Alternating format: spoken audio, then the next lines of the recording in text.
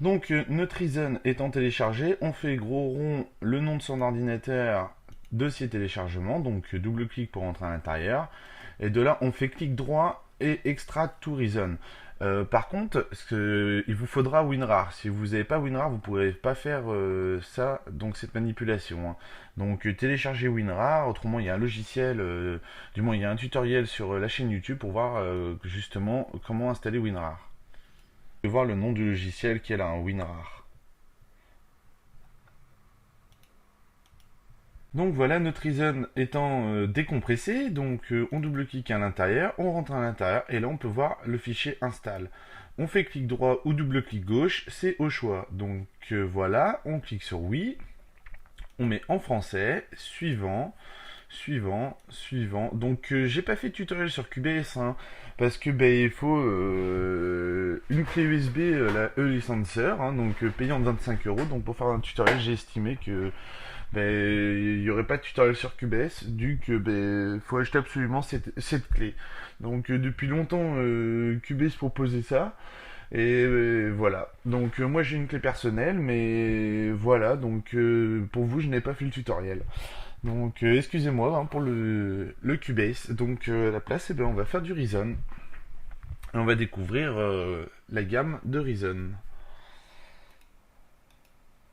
Donc Reason étant terminé, on redémarre notre ordinateur. Et comme ça sera tout bon.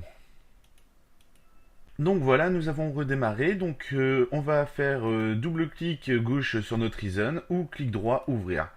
De là, nous allons pouvoir découvrir l'interface de Reason, hein. Donc dernière version 6.02.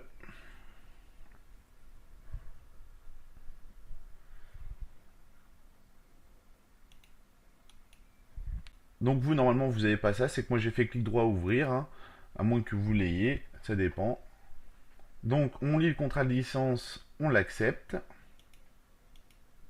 Donc nous, on va utiliser le mode démo. Donc on clique dessus, on prend la langue en français, on clique sur suite, suite.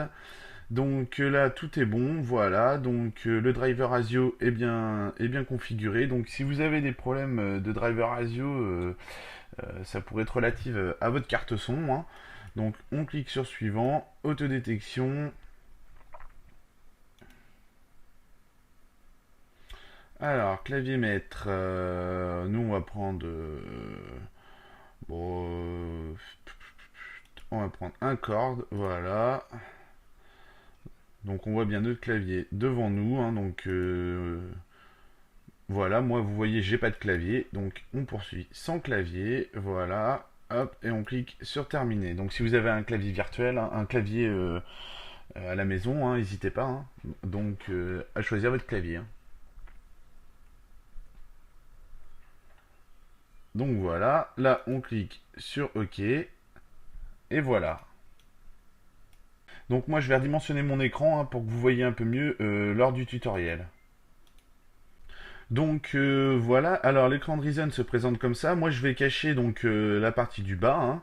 Donc ça va permettre de faire les lectures et tout. Donc comme ça on va pouvoir s'intéresser à la partie du haut. Donc moi voilà, hein, vous voyez que c'est à peu près caché, hein. Il n'y a plus la barre Windows, c'est fait exprès de façon que vous voyez. Donc voilà comment se présente la démonstration de Reason. Donc on va découvrir ça tout de suite. Donc devant nous, on peut voir toutes les pistes qui sont en haut. Donc je vais descendre, hop, cette fenêtre en attendant. Donc vous pouvez voir toutes les pistes qui sont en haut, donc de notre table de mixage, hein. C'est une grosse table de mixage comme dans les studios d'enregistrement, hein. C'est la même chose avec tout, hein. Donc vous pouvez la couper, la mettre en solo, vous pouvez monter le volume ici, hein. Donc voilà, après vous accordez ce que vous voulez à l'intérieur, hein. Vous pouvez faire clic droit dessus, donc on peut couper les canaux et ainsi de suite, hein. On peut supprimer des canaux ou des pistes, hein. Non, donc voilà, normalement on appelle ça des pistes, mais ça dépend.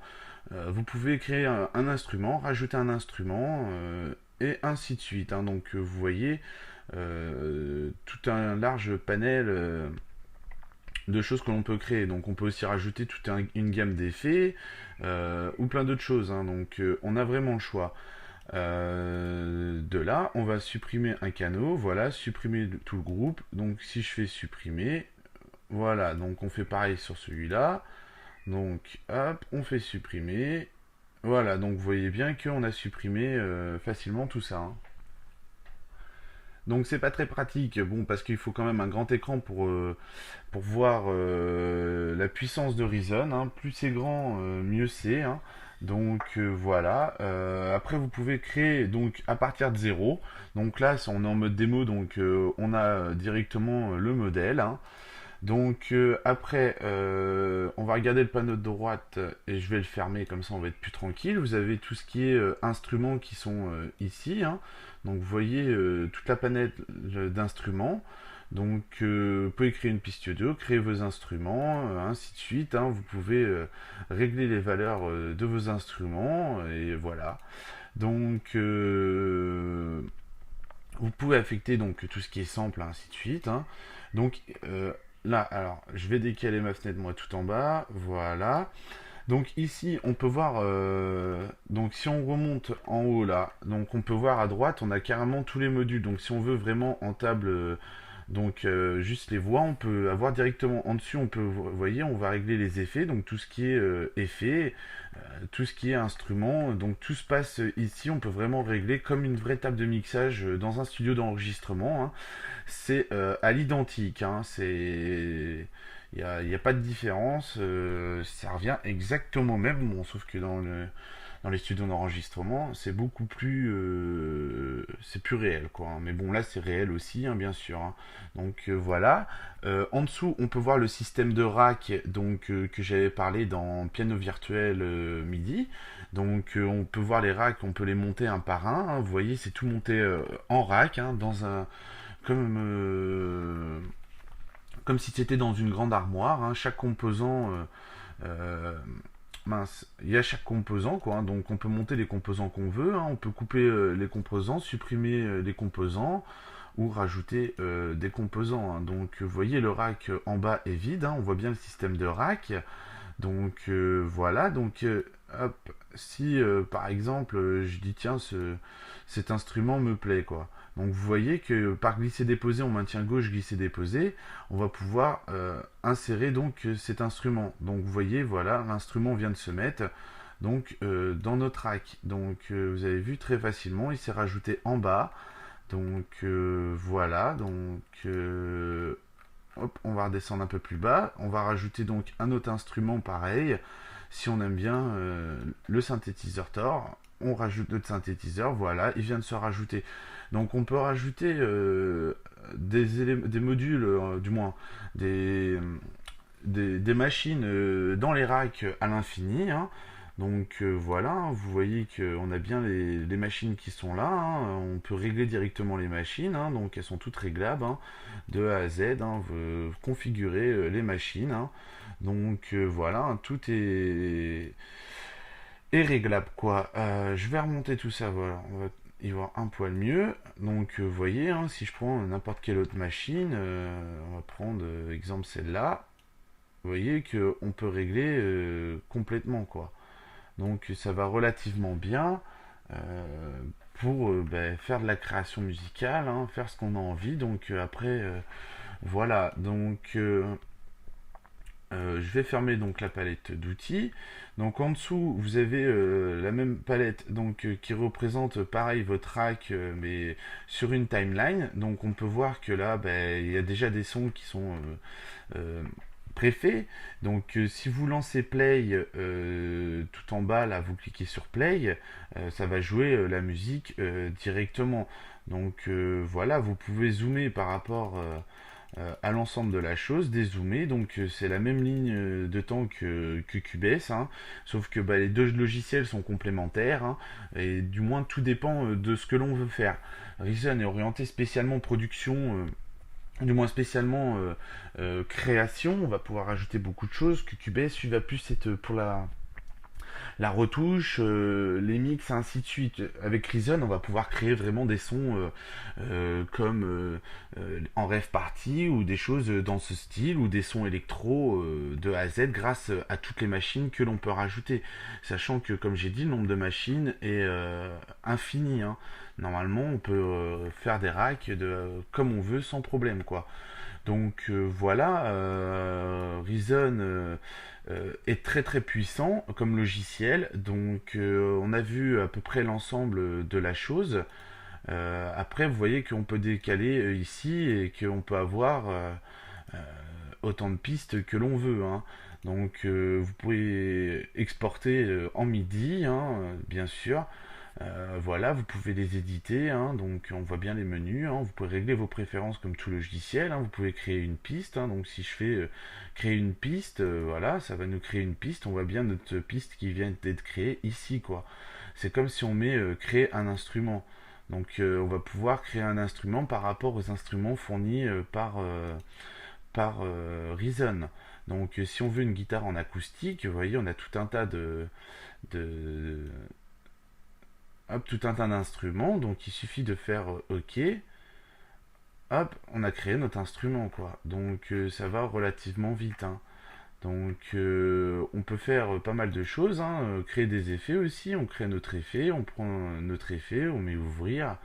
Et de là, hop, on va sélectionner notre effet et on peut appliquer directement donc nos effets. Donc voilà, hein, on va partir d'un modèle vierge, on va regarder un peu plus en détail. Vous avez des options, donc si vous voulez synchroniser ou ainsi de suite, des appareils. Donc voilà. Alors on va faire fichier nouveau et vous allez voir que quand on part d'un modèle de base, il n'y a vraiment rien. Donc vous voyez que bon bah là le rack est complètement vide, que ben, c'est à nous de modéliser, de moduler notre rack. Donc on fait clic droit à l'intérieur, on met créer un instrument, on va prendre celui-là, on clique sur OK en bas, on voit bien notre instrument qui vient de se créer. Donc si on crée un autre instrument, on dit tiens on aime celui-là, exemple, on voit bien notre autre instrument. Donc on fait vraiment ce que l'on veut en fonction de ce que l'on veut, sans problème. Après on aurait pu partir d'un modèle, hein. Donc voilà, il y a des modèles disponibles et ainsi de suite, hein. Donc vraiment très efficace, hein. Donc voilà, quoi dire de plus, hop, là, alors moi bon c'est pas pratique, hein, c'est en tout petit donc c'est pas très pratique, mais on peut vraiment créer plein de choses, quoi. Donc si on fait exemple créer un effet, voilà, on va créer notre effet. Voilà, donc vous voyez, on a créé donc un effet, hein. Donc voilà, hein. Donc on peut vraiment tout créer, quoi, hein. Si on veut créer la piste audio, voilà, on a la piste audio qui vient de se mettre en dessus et elle s'est mise aussi en bas. Donc si on recrée une autre piste audio pour bien voir directement, voilà, on a la piste 2 qui vient de se mettre ici, la piste 2 qui est là, et ça a rajouté en même temps nos pistes en haut. Donc vous voyez qu'on peut vraiment moduler, assembler et faire ce que l'on a envie très facilement, quoi. Donc après on peut faire pas mal de choses grâce au clic droit, hein. Ça va relativement assez vite, hein. Vous voyez qu'on peut faire vraiment plein de choses rapidement. Donc voilà, hein. Après on a vu un peu l'ensemble de la chose. Donc pour avoir les pistes son, là on peut voir qu'on n'a pas de piste, on n'a rien. Donc la chose bah, c'est d'importer des instruments. Une fois qu'on a importé exemple des instruments, donc on va faire hop créer un instrument. Voilà, on va se prendre celui-là.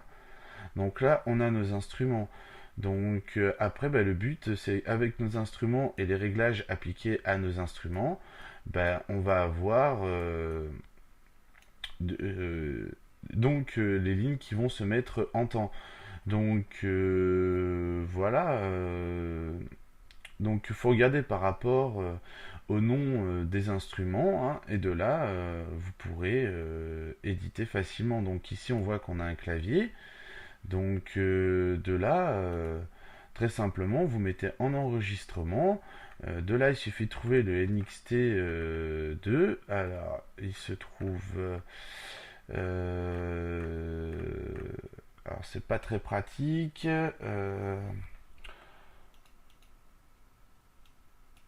Donc vous avez deux choix, hein. C'est soit vous le cherchez à partir de votre rack, vous connaissez votre instrument, soit vous cliquez directement ici sur l'instrument et de là ça va nous sélectionner, vous voyez,